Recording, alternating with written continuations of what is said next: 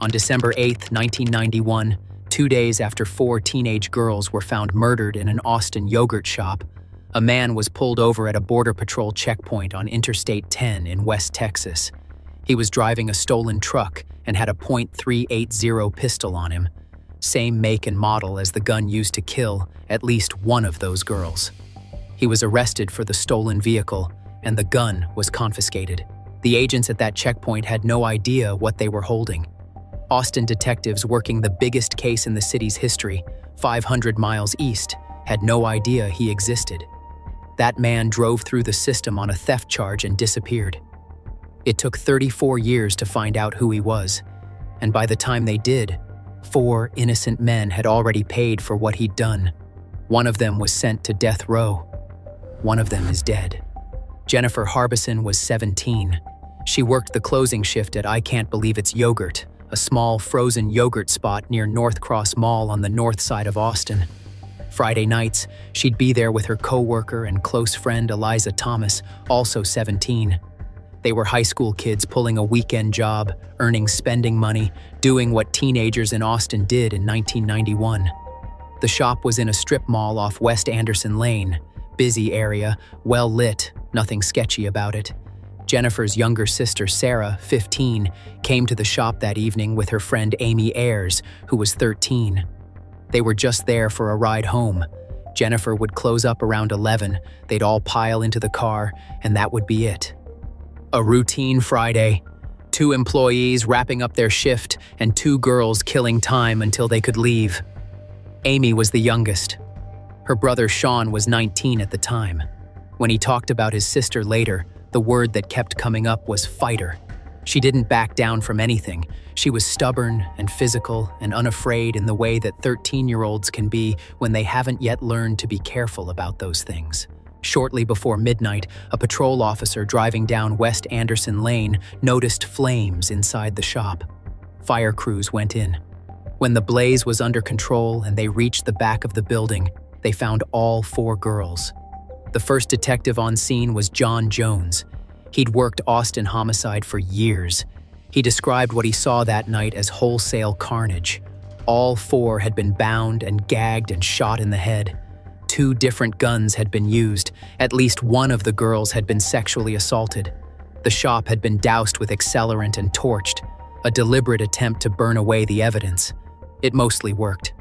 The fire destroyed most of the physical evidence in the building. Then the sprinkler system kicked in and damaged what the fire hadn't reached. Between the 2, investigators had almost nothing to work with.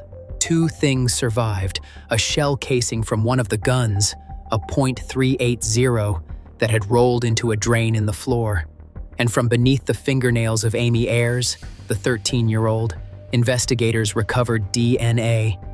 Skin cells from someone who wasn't her. She had fought her attacker hard enough to scratch him and trap his DNA under her nails. The medical examiner documented it during the autopsy.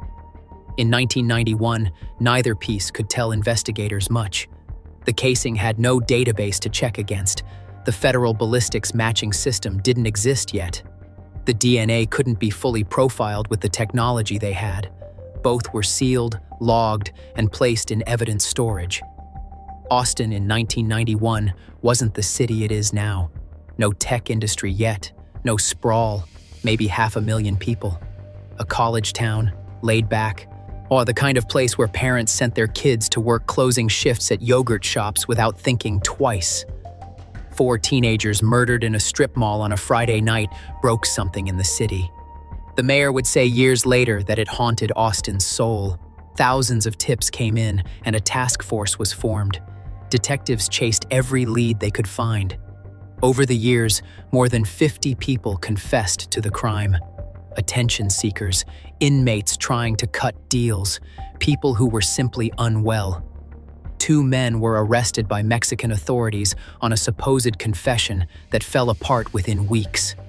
A serial killer named Kenneth McDuff, active in Central Texas at the time and known for targeting young women, was investigated thoroughly and ruled out. On the day of his own execution in 1998, McDuff confessed to the yogurt shop murders. It wasn't him either. Every time Austin thought the case was about to break, It didn't. Detective Jones refused to sign off on any of it. Every time someone tried to close the case on a confession alone, he pushed back. Where's the physical evidence? Where's the gun? Or where's the DNA? He wanted proof or nothing, and that position eventually got him transferred out of homicide. But he was right. Not one of those confessions could be supported by a single piece of physical evidence. By 1999, the case was frozen. 8 years, no suspect, no movement. A new task force went back through everything and landed on 4 young men. Shortly after the murders in 1991, one of them, Maurice Pierce, who was a teenager at the time, had been arrested near North Cross Mall carrying a .22 revolver. He told police a friend named Forrest Wellborn had used the gun in the yogurt shop and told him about it. That thread pulled in 2 more names, Robert Springsteen and Michael Scott. All 4 knew each other. All 4 had been teenagers in '91. By 1999, they were in their mid-20s. Robert Springsteen and Michael Scott were interrogated over multiple days. In Scott's case, the sessions stretched past 12 hours.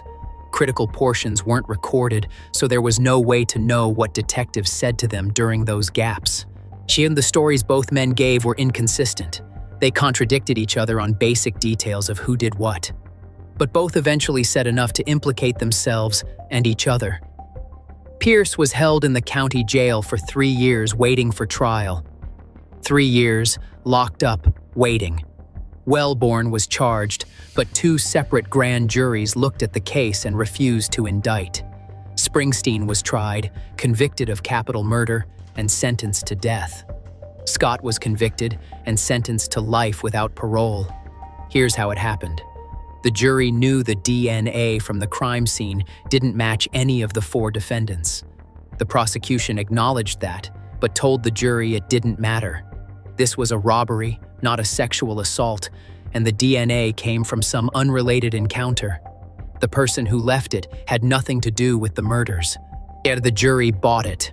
Springsteen was 25 when they decided he should be executed. Scott's wife had a 3-year-old daughter at home.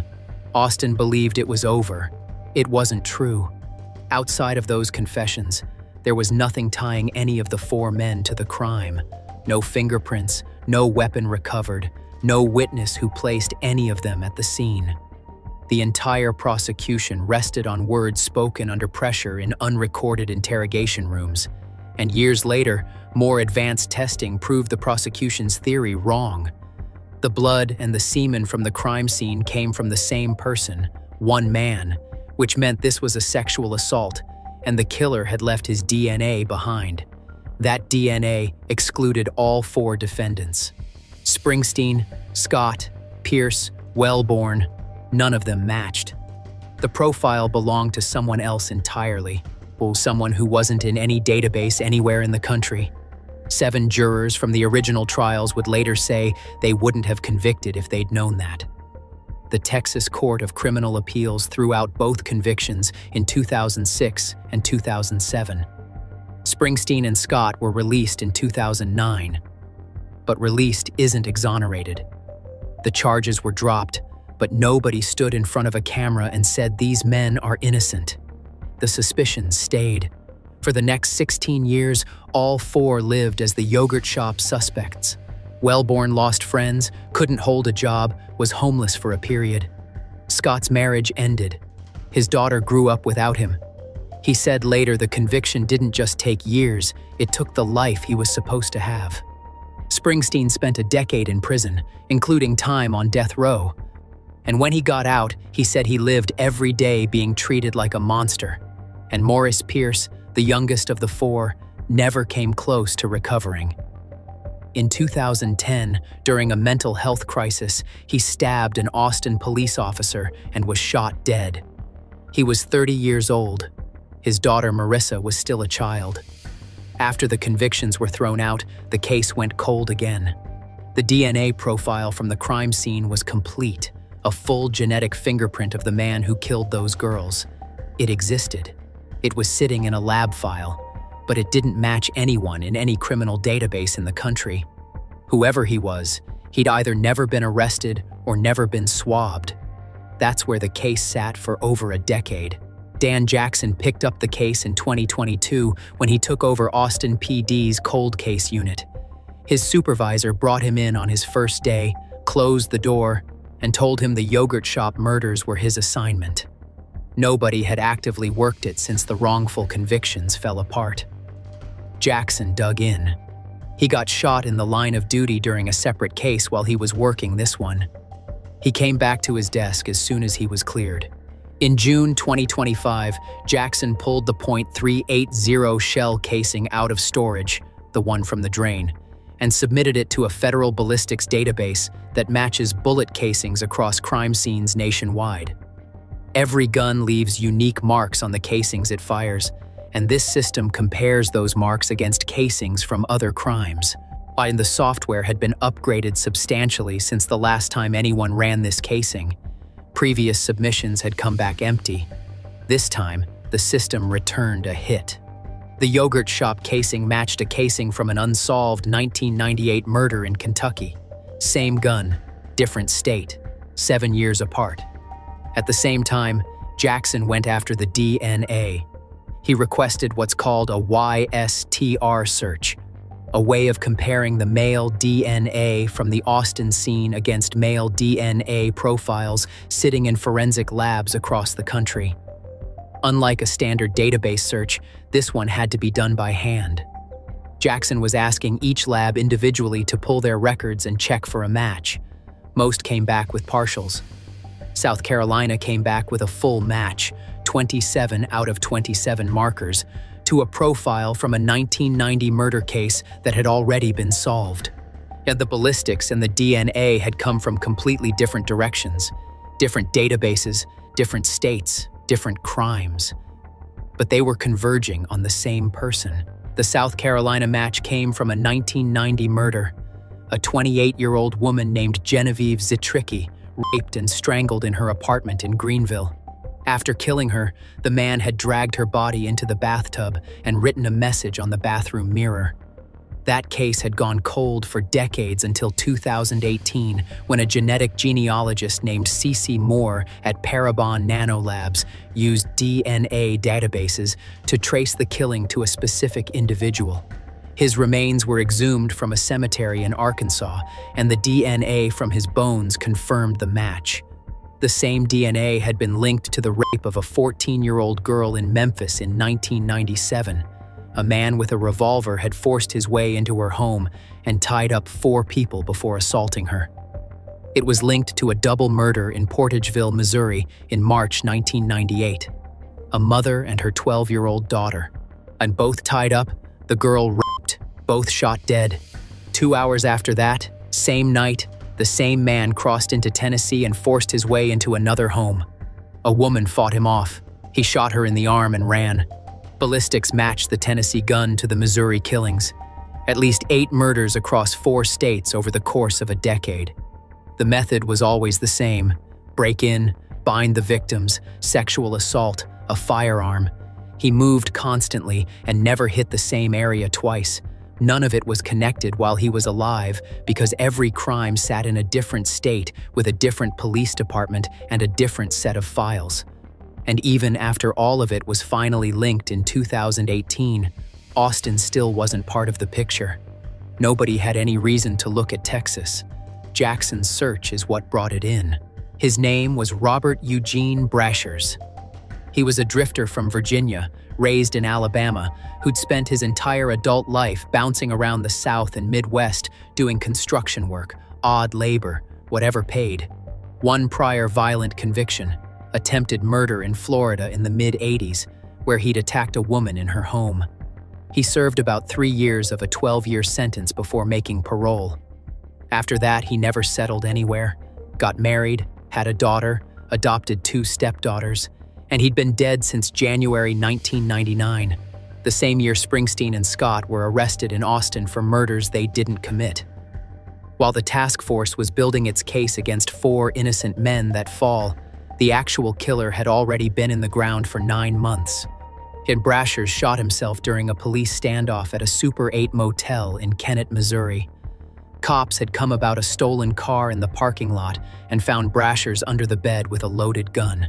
He opened fire, then grabbed his wife and 3 children and barricaded himself in the room. After 4 hours of negotiation, he let the family go, put the gun to his head, and pulled the trigger. He died 6 days later at 40. Not one officer at that motel knew they were standing across from a serial killer. His name had never come up in any investigation, anywhere. He died looking like a man who'd run out of road, not a man responsible for at least 8 murders in 4 states. And then Jackson pulled up one more thing from Brasher's record. On December 8, 1991, 2 days after the yogurt shop murders, Brashers had been stopped at a Border Patrol checkpoint on I-10, heading west through the desert in a truck stolen out of Georgia. He had a .380 caliber AMT backup pistol on him, same make and model used in the yogurt shop. He was arrested on the auto theft and the gun was confiscated by federal authorities, but the ballistics were never run against any open cases. A drifter picked up in the West Texas desert was never connected to 4 dead teenagers in Austin. There was no shared system in 1991.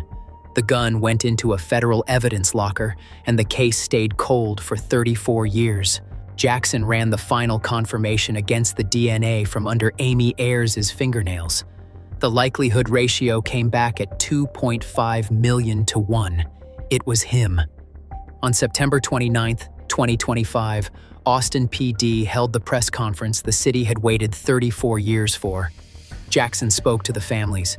He told them this couldn't have been solved any earlier. The technology and the cross-state connections simply didn't exist until now. Then, he told them who actually solved it.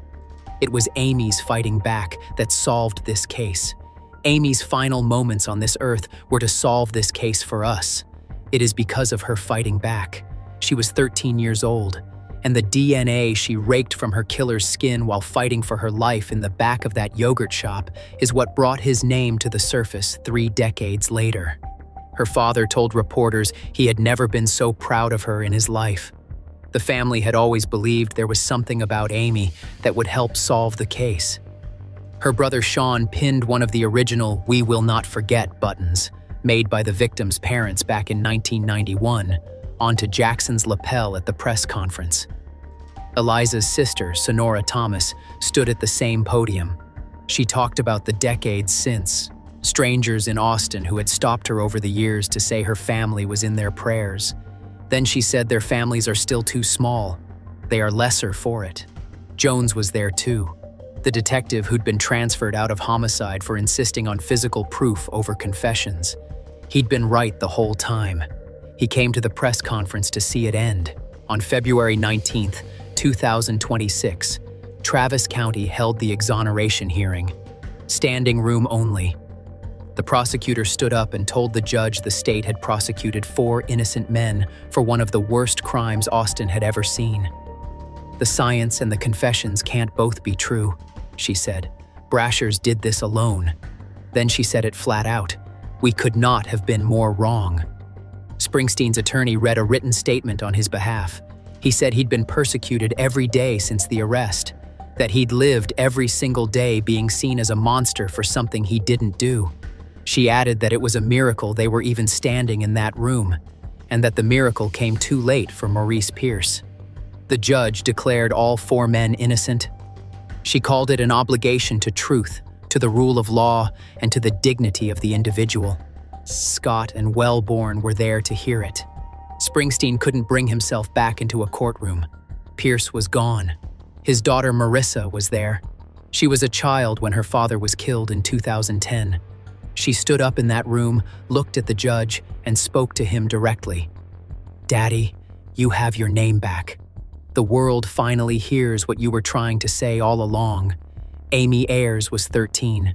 Jennifer Harbison was 17. Sarah Harbison was 15. Eliza Thomas was 17. The last thing Amy did was fight. That fight solved it.